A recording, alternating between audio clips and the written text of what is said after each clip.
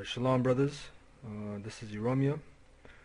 Alright, I want to give all praises to Yahweh Hashem Yahweh Shai for giving me this understanding and knowledge. I want to give double honors to the elders, Great Millstone, and honors to the elect pushing the true gospel of the word in sincerity and truth. Alright, so the title of this lesson is called Esau's Disinformation on Race. Alright, because basically Esau, he has something called disinformation, right? Where he gives you information which is a lie. That's all it is in a nutshell. It's disinformation. It's information that is not useful. You know? So, what I'm going to prove in this lesson is basically what Esau says race is. Let's look up the word, what Esau says race is on. Right, this is from Wikipedia. Race classification of humans. It says race is a classification system used to categorize humans into large and distinct populations or groups by heritable phenotypic characteristics, geographic ancestry, physical appearance, and ethnicity. That right there in that one sentence, that just, if you really understand what those words mean, that just totally fucked you up. You're like, what? Because, first of all, it says geographic ancestry. It don't matter where you're from, man. You know? That has nothing to do with your race. Physical appearance, for the most part, has nothing to do with your race. Ethnicity. The word ethnicity really means nation. It really all these words, race, ethnicity. Like, I'm gonna click on it. I want to see what it says. You know, because Esau says, oh, your culture, your ethnicity, your nationality. He speaks. You know how he tricks you? This devil tricks you with his words, man. You know, one scripture actually comes to mind. It's in Sirach. Was it 12? Yeah, 12 and 10. It says, never trust thine enemy, for like as iron rusted, so is his wickedness.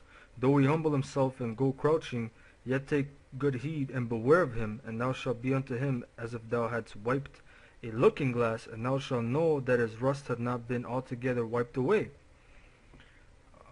Yeah, because when we came in the truth, you know, the Most High made us, you know, really the Most High wiped that glass, you know, so we could see clearly, because he had all that shit on the glass, man, all that dirt. You could see right clearly that, yeah, this fucking cracker, he's a devil, man, you know. Set him not by thee, lest when he hath overthrown thee he stand up in that place. Neither let him sit at thy right hand, lest he seek to take thy seat, and thou at the last remember my words and be pricked therewith. Who will pity a charmer that is bitten with a serpent, or any such as come nigh wild beasts? Because this devil, this Edomite, he's a serpent. He's that serpent going back to the Garden of Eden. So one that goeth to a sinner and is defiled with him in his sins, who will pity? For a while he will abide with thee, but if thou begin to fall, he will not tarry. An enemy speaketh sweetly with his lips, but in his heart he imagineth how to throw thee into a pit. He will weep with his eyes, but if he find opportunity, he will not be satisfied with blood. You know, the point is that an enemy sweet with his lips, man. And this devil, specifically the Edomite, he's a serpent, man. There's no better word to explain it. And the Most High really gave him that deceivable spirit where he can trick you, like in the court system. A lot of jakes go in the court system. How do they mostly get tricked up, man? By the words, by these terms which they use in words, man. You know, they get mostly jakes to plead guilty because they throw all these bunch of terms, legal terms, and all these sweet words in your face. You're like, oh shit, I gotta be guilty then. You know, you be all fucked up over that, man. If adversity come upon thee, thou shalt find him there first. And though he pretend to help thee, yet shall he undermine thee. He will shake his head and clap his hands and whisper much and change his countenance. Now that's not the scripture I wanted, but that's a good scripture anyway. But the scripture I was thinking of is in Psalms. Alright, for with his many words he shall trick thee. I'm gonna look it up quickly, see if I can find it, Lord willing.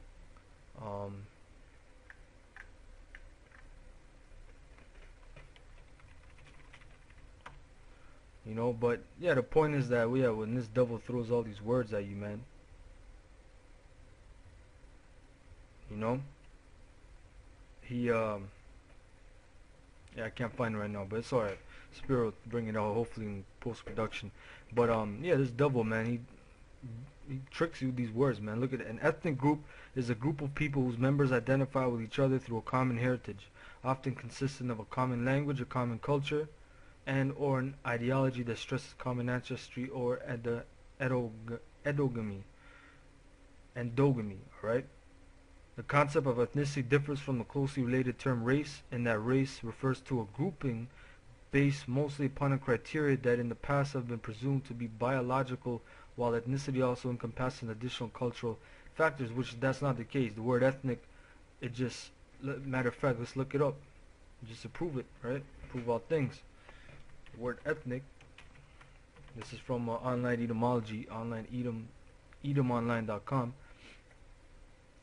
Ethnic, goes back to Greek ethnikos, from ethnos, band of people, living together, nation, people, people of one's own kind. What does that mean? Meaning that they have that common ancestor, that common forefather, which really, like I said, these words, they go back to seed. Who's your seed from? You have many seeds. You have Elam seed, you have Ishmael seed, Edom seed, Moab seed, you have Israel seed, Jacob, you know? Alright? Yeah, so this devil, he tricks you by his words, man. Right? So, let's go back to race, you know? Showing that they try to say race and ethnic is not the same. All it goes back to is seed. They try to mix in the culture and language and all this crap, you know? And that was a point. I just to show Esau's a fucking, especially when you go on Wikipedia, you brothers have to be careful. When you go on Wikipedia, man, they put all this shit to try to define one word, man. And by the time you're done reading, you're still you're more fucked up than you were when you tried to get the answer on this page, man. All right. So let's go to the book of Numbers to prove what race is, where you come from, and where you get it. Numbers 1:1. It says, "And the Lord spake unto Moses in the wilderness of Sinai in the tabernacle of the congregation on the first day of the second month in the second year after they were come out of the land of Egypt, saying, Take ye the sum of all the congregation of the children of Israel after their families by the house of their fathers, with the number of their names, every male by their polls." Basically, take a sum, you know, like Esau does today with the population, counting the population, and yeah, he brings that shit to your house and saying, you know, what race are you? How many people live in your house? So that's what the Mosai told Moses to do. Take ye the sum of the congregation. But what did it say? By after their families, by the house of their fathers, with the number of their names, every male. When you read on down, of Simeon, Shelumiel, the son of Zurishaddai, all men. Of Judah, Issachar, all men. Does not mention women, because women are not the fucking important thing. That's why you pussy beg niggas out there. You're gonna learn that the hard way, man. You know, you're gonna learn that the hard way. Why didn't it say, oh, the woman and male and female? All right, because it goes. First of all, your family goes by your father's side. That's why in the ancient world, when a family wanted to make an alliance, right, the one family would give his daughter to the man, and guess who the dominant family would end up being? The family that has the son who marries the daughter, because that son continues the family's lineage. That's why the woman takes on the man's name, the last name of the man's name. All right. So let's jump to verse 18. And they assembled all the congregation together on the first day of the second month, and they declared their pedigrees. Now keep in mind that word pedigrees. After their families, by the house of their fathers, according to the number of the names, from 20 years old and upward, by their polls. So we're going to look up that word pedigree in the blue letter. Alright. Pedigrees.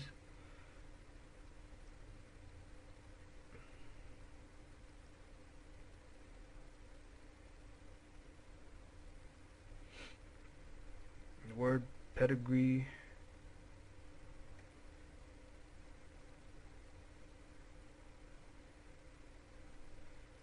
Alright, the word pedigrees is yalad, which means to bear, bring forth, beget, gender, travail. To bear, bring forth. Alright, that's basically what it means. Alright, they go off on some things down there. It basically means to bear, bring forth, beget, gender. The word gender, all these words go back to genus, which means to produce or beget. Now, let me ask you a question. Who begets? Who produces? The man produces. In the man's sac, testicle, is found his sperm, which the word sperm is a Greek word, sperma, meaning seed. Alright, the word sperm comes from seed. All of the genetic information and whether the child will be a male or female, all is determined by that sperm. Ultimately, of course, the Most High, but I'm saying that genetic information is all in that seed. See, the woman, all she does, she lays back, she takes the seed, alright, 9 months later, she pops out the child. You know, she nourishes the child with the egg and all that, you know, but no, stop thinking that the woman's spirit goes on the child or that something majestically happens with the woman. The man has the X and Y chromosome, which he's basically, the man is the determining factor in the matter, man. The woman has nothing to fucking do with it, man. Alright, the woman only has one chromosome. I believe it's the X chromosome. I don't know for sure, but I believe it's the X chromosome. You brothers can look it up if you want to, but it don't even fucking matter, because the man is the determining factor whether the child is going to be a boy or the child is going to be a girl. Alright, the woman has no say in the matter. Okay, so the word pedigree means to bear, bring forth.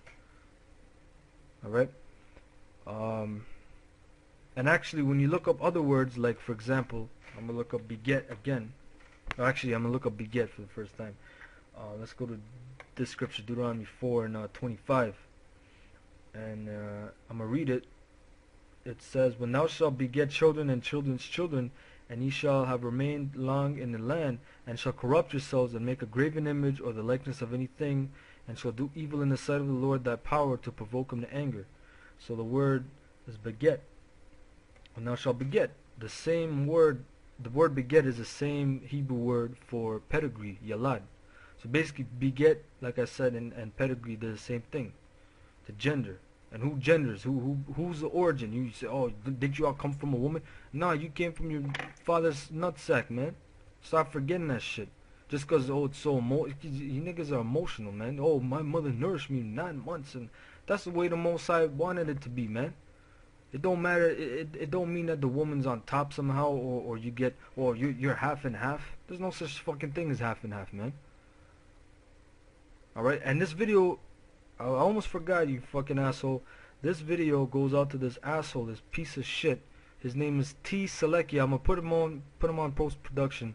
I didn't forget about you, bitch ass nigga. I'm gonna put you on blast too, cause you going out there saying that there's mixed, whatever your mom is, if your mom's an Edomite, your dad's a Jake, guess what? You're going into slavery with your mom. First of all, nigga, that mom is gonna be a concubine to your father in the kingdom. Second of all, if you want to say that what do you call it? That if your mom's a other nation, you're gonna go into slavery. That means that there's a lot of accounts of men that are so-called half-breeds according to you. For example, Solomon's son Rehoboam, his mom was an Ammonite. Let's go to that account.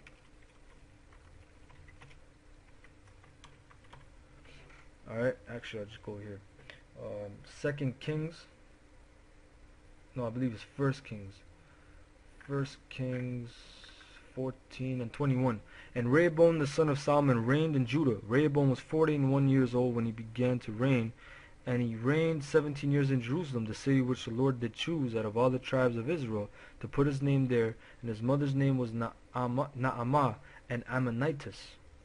So, and by the way,